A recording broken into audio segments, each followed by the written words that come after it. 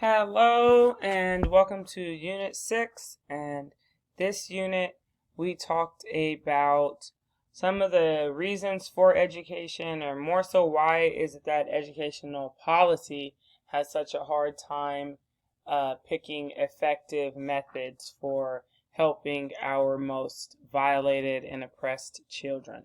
I did use the word violated and oppressed as opposed to vulnerable because I don't feel like it is the student's responsibility to, I don't feel like it's the student's responsibility to make education work. And I feel like when we say vulnerable, it puts some sort of responsibility on the student themselves. When in reality, all students are capable and intelligent. They're just being, measured by systems that are made to put them down because of the color of their skin. So here we can start with why education. Why education? Education could be for social mobility, and then we'll have for that is like more prepare students for competition, and you talk about the privatization and the commodification of education. So credentialism, right? That it was even said by Prudence that you need more than a high school degree. You're going to need more than a high school degree. And just the idea that there's a piece of paper or some level of testing or acquisition that allows you to be skilled or capable is such a fallacy. But it is also why we see what we see around, what I call is elitist education that just costs a ridiculous amount of money. And so, yes, that is to prepare students for competition. And in this world, competition is based on money. So I guess it is a safe preparation. And then why education? Social efficiency. So prepares students for jobs and prepares them. Well, this one for jobs is really interesting because when we look at what the job market is based upon, it is actually based upon corporate needs.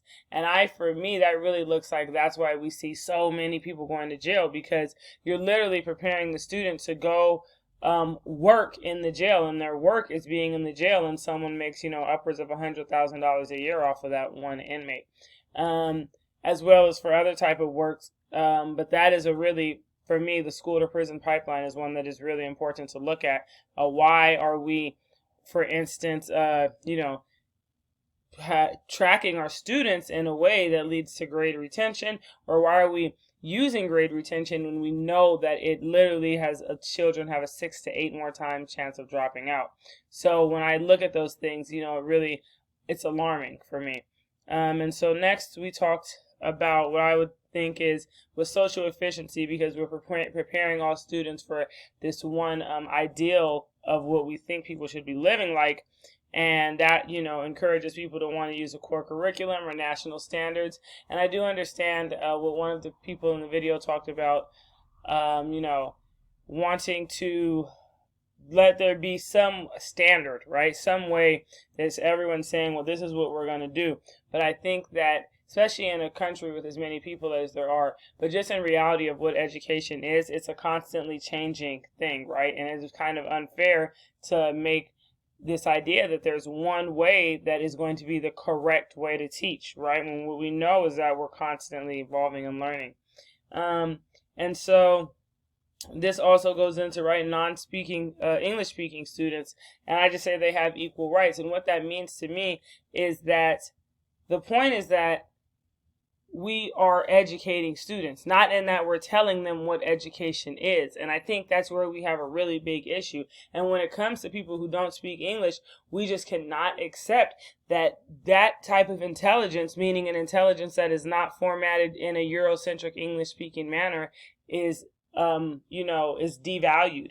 And so that's what, for me, what even the term of, someone who's non-English speaking, like nobody calls me a non-Spanish speaking student.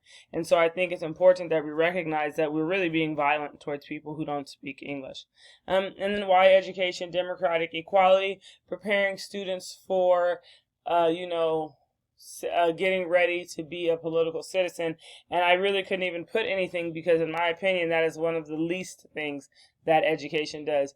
And it's important to consider that if we did incorporate empowering teaching methods, we would then be preparing our students for democracy, but our students are not empowered. They don't feel a part of the system, right? So they don't get to practice the how they feel. They don't get to practice historicizing. They don't get to interject their opinion. So if you go through that in school, why would you want to interject your vote? It's so interesting. We literally devalue and disempower our students, and then we wonder why it is that they don't want to be engaged in the society that just told them that, they know nothing, only let me tell you.